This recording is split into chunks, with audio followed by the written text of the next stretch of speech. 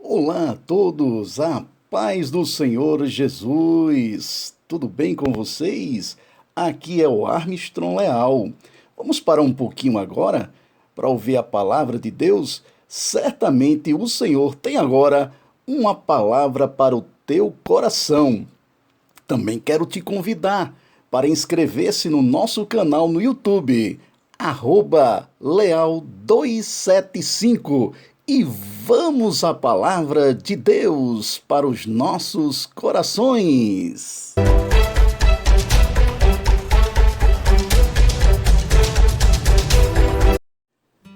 Meus queridos, dando continuidade à palavra de Deus, que sempre é alento para os nossos corações, iremos meditar nesta feita acerca da passagem do concerto do vaso do oleiro, uma das parábolas que o profeta Jeremias, um dos profetas do Antigo Testamento, nos deixou como ensinamento e como alegoria para crescimento espiritual das nossas vidas. E quem foi o profeta Jeremias?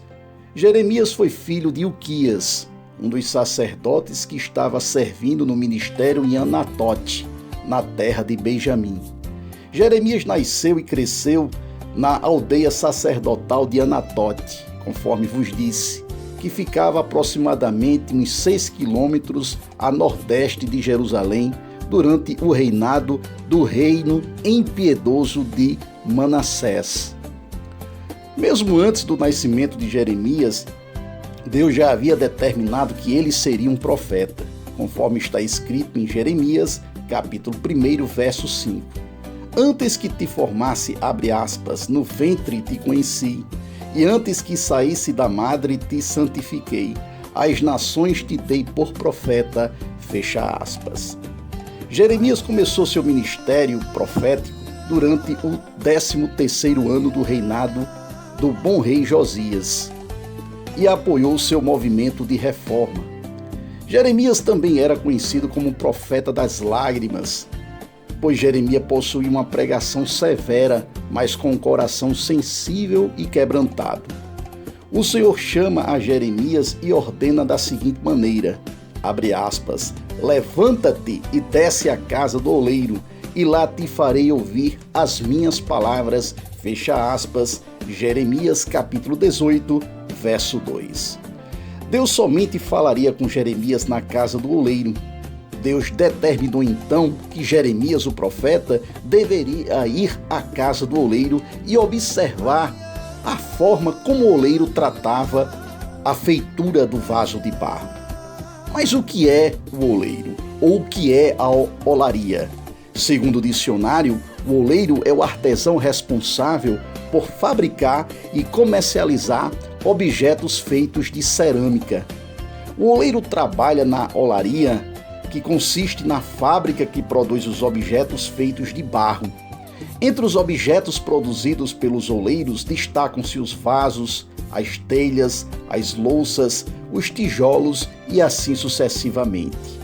A olaria, o primeiro passo para a criação de um vaso, consiste na escolha, na extração do barro e em seu estado natural.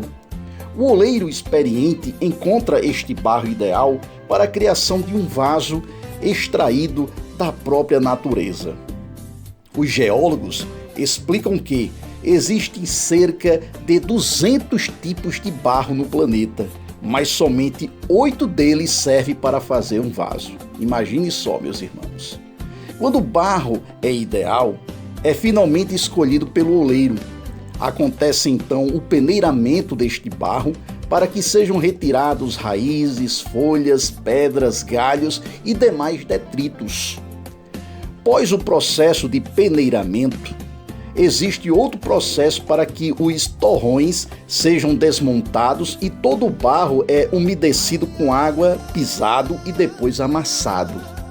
Após esse processo, é formada uma pasta ligante, resultado da mistura dos tipos de barro, com a água e outras substâncias que garantem a consistência e a elasticidade da pasta.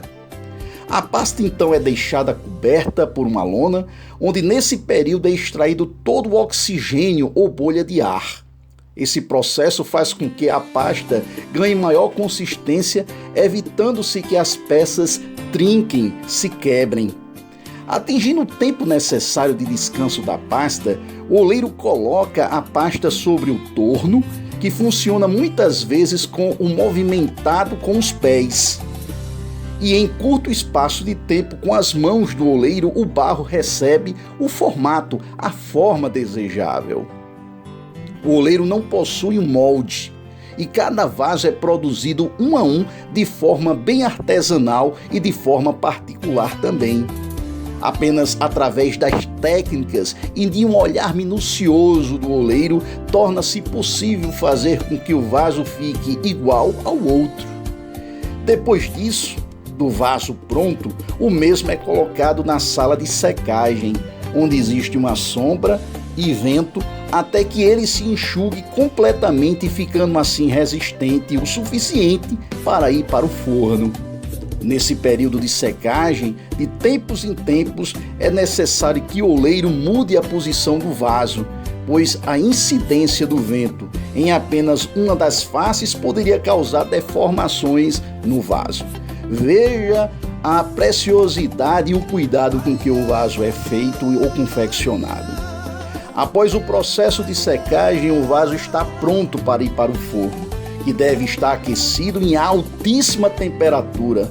E ao sair do forno, este vaso terá sua forma definitivamente constituída e cumprindo-se assim a sua utilidade. A parábola e o processo que ora vos narro faz parte de uma das parábolas magníficas que a Bíblia nos traz como ensinamento. A parábola do vaso do oleiro possui ricos ensinamentos sobre a divina obra de Deus em nossa vida. Deus é aquele que molda o nosso caráter para que possamos servi-lo com qualidade. Através da nossa submissão a Deus, como fez Jeremias ao descer a olaria e observar a confecção do vaso, é que é determinado em grande parte o que poderá ser realizado através de nós para engrandecimento e glória de Deus aqui nesse plano físico, pois não estamos aqui em vão. O desejo de Deus é que tenhamos a compreensão de que é necessário que Ele possa nos mudar, ter seus planos afinados e possamos aceitar que estes planos que Deus ora prepara para cada um de nós possamos colocar em prática.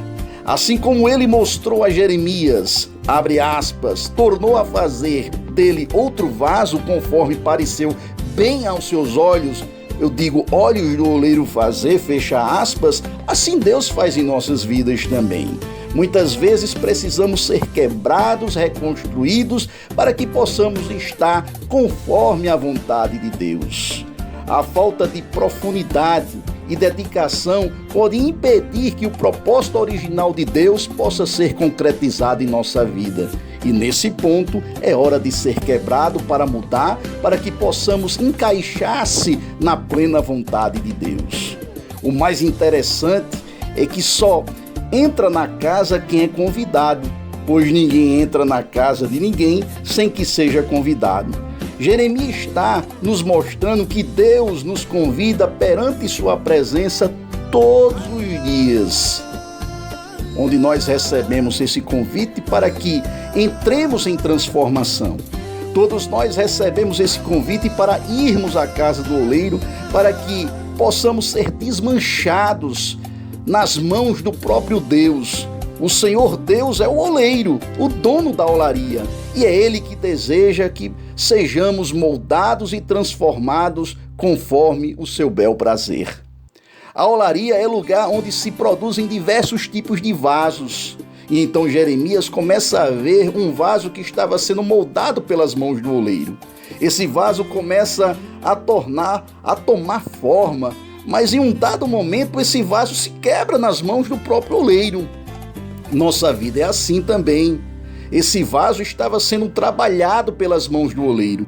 O vaso, ele precisa estar a serviço do reino para glorificar o nome do Senhor. E muitas vezes, esta posição de destaque, de orgulho, de soberba, É possível, né, que haja um quebrantamento para que possamos estar no status quo que Deus quer que estejamos, para glorificar o seu nome, para estarmos a serviço do nosso Deus. As rachaduras do tempo, as obras da carne, começam a destruir a beleza do vaso. E muitas vezes as rachaduras da fornicação, da impureza, do adultério, da lascívia, da idolatria, da feitiçaria, inimizades, porfia, emulações, iras, pelejas, dissensões, heresias, invejas, homicídios, bebedices, glutonarias e muitos outros tipos de pecados tornam o vaso inviável e quebrantado. E acaba que possamos vir a ser quebrados para que possamos ser reconstruídos, refeitos, para que Deus possa então trabalhar de forma primorosa neste vaso ao serviço do Senhor e conforme os olhos do Senhor nos deseja que possamos estar. Nesse momento é que descemos dentro da casa do oleiro e recebemos o convite para sermos transformados. É neste momento que deixamos Deus, apenas Deus, trabalhar com as suas mãos nas nossas vidas conforme Ele quer. As rachaduras são fachadas e a unção é transformada e deliberada sobre nossas vidas. Necessário se faz reconhecermos que erramos, que pecamos, que essas rachaduras é possível sim ocorrer, mas que temos um Deus, como disse Jesus em sua palavra, se pecares, tendes um advogado junto ao Pai para interceder por vós. A vida cristã é assim, marcada por fortes transformações. A vida cristã é marcada por reparos. A vida cristã é semelhante a um hospital, onde entramos enfermos e saímos de lá sarados.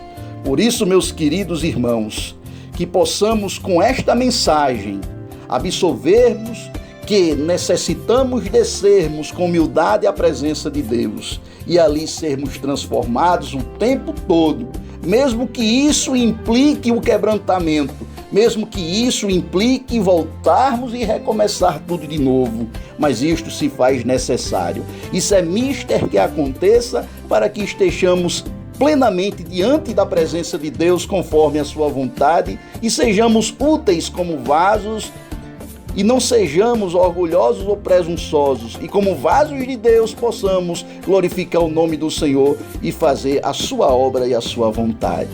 Aqui ficamos e agradecemos desde já e até o próximo vídeo, querendo Deus, em nome de Jesus, e Deus os abençoe.